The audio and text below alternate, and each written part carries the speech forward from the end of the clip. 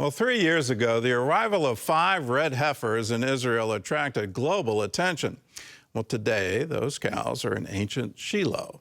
CBN's Chris Mitchell explains the significance of this historic event.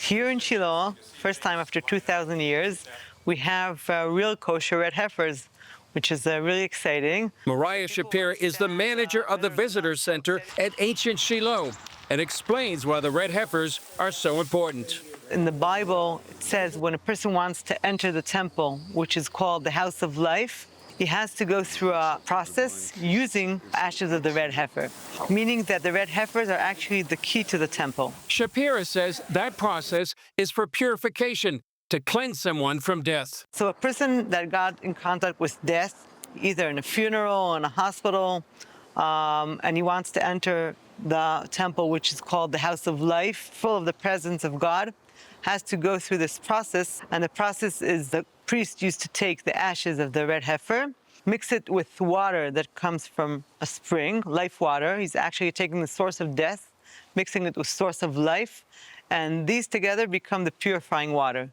Jewish tradition maintains that the red heifer ashes are needed to rebuild the third temple. Some Christians believe a third temple would pave the way for the end times.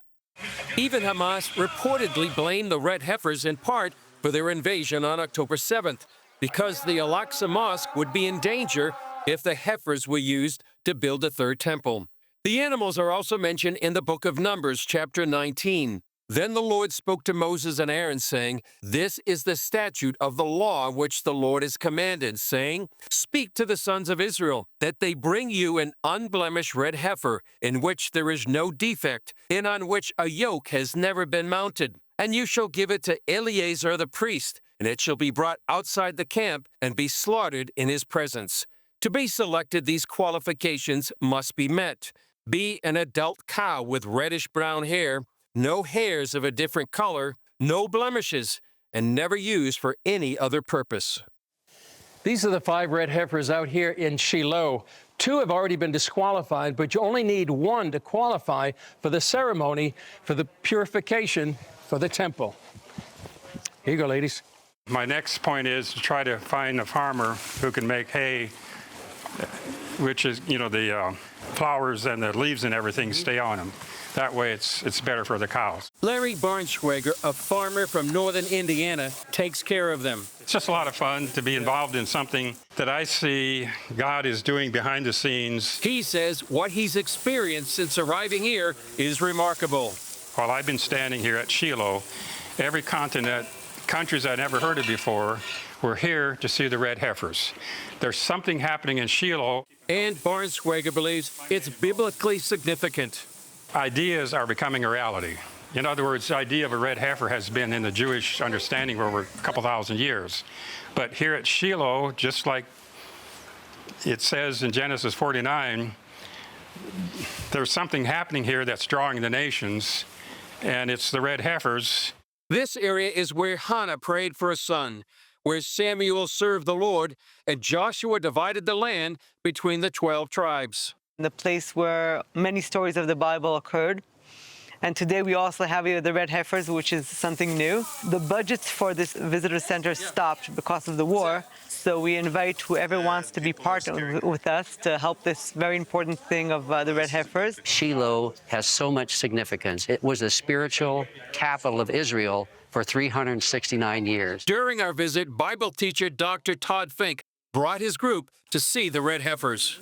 This is huge. This is huge, and the one gal that was giving us the tour, she said that part of the reason why Hamas invaded is because of these red heifers. And according to prophecy, these red heifers are significant. From the time of Israel's history, they say that only 9 have been killed for these ashes. And so for these to be here in Shiloh here, and for that to fit in with what appears to be prophecy on the horizon, we're living in monumental days, unbelievable times. Chris Mitchell, CBN News, ancient Shiloh.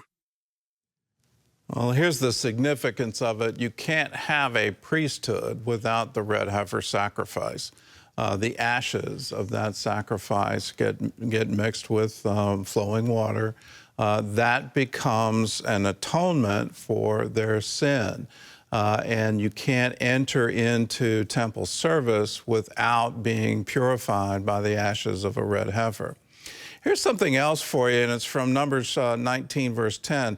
It shall be a statute forever to the children of Israel. There's more to that, and to the stranger in our midst.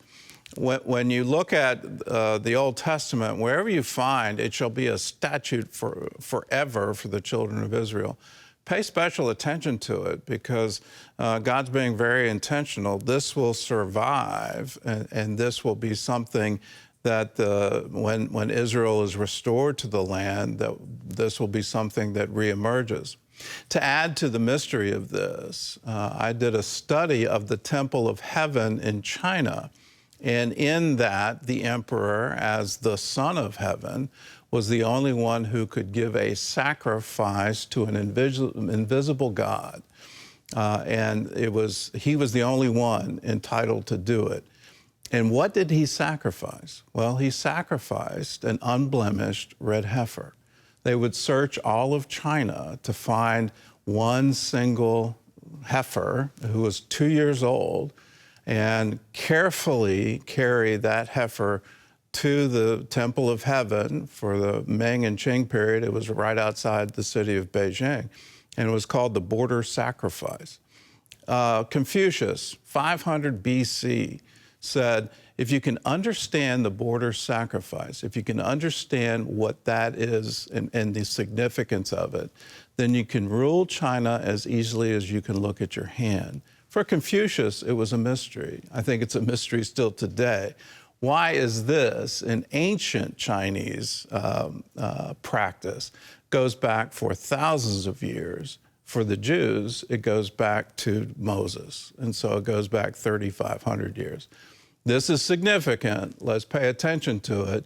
Will there be an ordained priesthood again in Israel?